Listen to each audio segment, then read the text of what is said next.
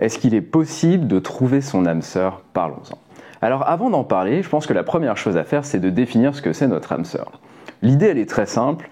Au début de l'univers, il y a eu la création des âmes, et en gros, les âmes n'avaient pas de polarité. Elles étaient ni hommes ni femmes, elles étaient non-binaires. Elles ont été divisées en deux. Il y a eu une partie masculine et une partie féminine, et en gros, elles ont été inséminées dans la matière, ce qu'on appelle l'incarnation. Et en gros, à chaque fois que les gens vivent une vie, ils ont l'opportunité de recroiser la partie de leur âme qui les complète, leur moitié. Du coup, la question qui se pose, c'est est-ce qu'on peut trouver facilement cette moitié? Est-ce qu'il y a des moyens à mettre en œuvre pour l'attirer à soi ou la reconnaître dans notre vie? Alors soyons clairs, il y a quand même un ensemble de problèmes qu'il va falloir résoudre avant de pouvoir trouver son âme sœur.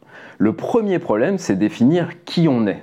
Si vous ne savez pas qui vous êtes, vous ne pouvez pas chercher quelqu'un et vous ne pouvez pas imaginer la personne qui sera compatible avec vous-même parce que vous ne savez même pas ce que ça veut dire être vous-même. Donc ça demande déjà tout un cheminement, ça demande pas mal de réflexion et d'exploration de soi. Deuxième problème, c'est savoir ce qu'on veut. C'est bien de savoir qui on est, mais ensuite il faut être capable de se projeter. Il faut se regarder dans la trajectoire qu'on a naturellement et voir ce qu'on attend de la vie. Et ça, c'est pas forcément simple. Vous avez beaucoup d'exemples dans l'histoire de gens qui rêvaient d'avoir quelque chose, qui rêvaient d'avoir une carrière, qui rêvaient d'avoir un objet ou qui rêvaient de rencontrer une personne en particulier et qui, quand on leur a donné l'objet de leur désir, finalement, ça leur a rien fait et ils étaient blasés. N'oubliez pas que là, on parle de votre âme sœur. C'est la chose la plus extraordinaire à laquelle vous ayez accès si vous y croyez. Donc si on vous la donne et vous êtes blasé, vous serez blasé toute votre vie malheureusement. Un autre problème intéressant, c'est celui du timing. Alors moi je pense qu'on ne peut pas changer, mais on évolue. On est justement quelque chose à la base et en fonction de l'expérience qu'on acquiert, des réflexions qu'on a eues, des rencontres qu'on a faites, on a mis en avant d'autres aspects de notre personnalité, on a développé des caractéristiques de notre être, etc., etc. Mais du coup, votre âme sœur, elle est faite pour la personne que vous serez dans l'idéal, pour la personne que vous êtes censé devenir. Mais du coup, il y a un timing. En fonction du moment où vous rencontrez votre âme sœur, vous allez peut-être pas être dans les bonnes dispositions. Peut-être que vous en serez pas au bon niveau de votre évolution, que la personne sera allée plus loin que vous, etc. Donc il y a aussi cette idée qu'il faut aller au bout de ce que vous êtes censé être et de ce que vous êtes censé faire, et non pas juste se concentrer sur rencontrer la personne. Encore une autre difficulté à surmonter, c'est qu'il faut être capable de reconnaître son âme sœur.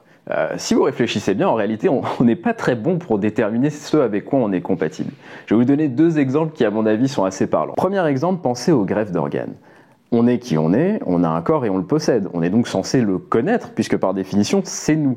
Mais si jamais je vous mets deux organes sur une table, et je vous dis, il y en a un qui est compatible avec vous, et il y en a un autre, il est complètement incompatible, vous n'aurez aucune idée duquel choisir.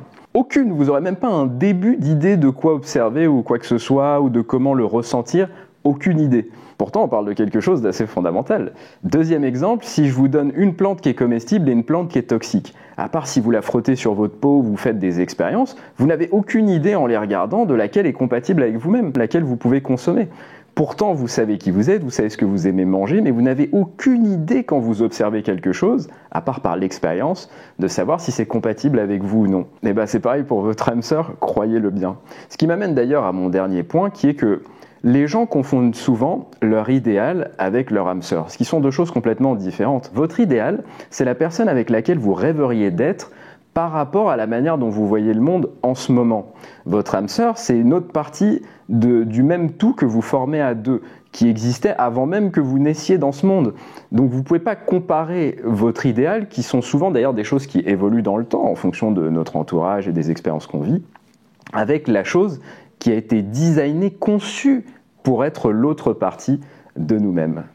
Donc ma conclusion, c'est que avant de chercher votre âme sœur, en fait, ce qui est plus important, c'est de chercher qui vous êtes vous-même, de comprendre comment vous fonctionnez déjà. Ensuite, c'est d'être capable de vous rendre disponible, parce que imaginez vous rencontrez votre âme sœur, mais vous êtes en couple, vous avez des problèmes dans votre vie, vous êtes en train de traverser quelque chose de compliqué, etc.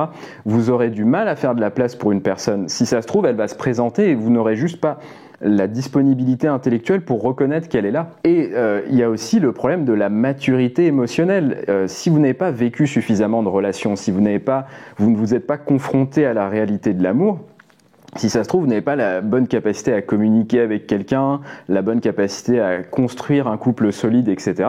Et quand bien même vous rencontreriez votre âme sœur, vous auriez du mal à avoir une relation saine et à vous donner ce que vous êtes capable de vous donner et au final ce que vous méritez d'obtenir.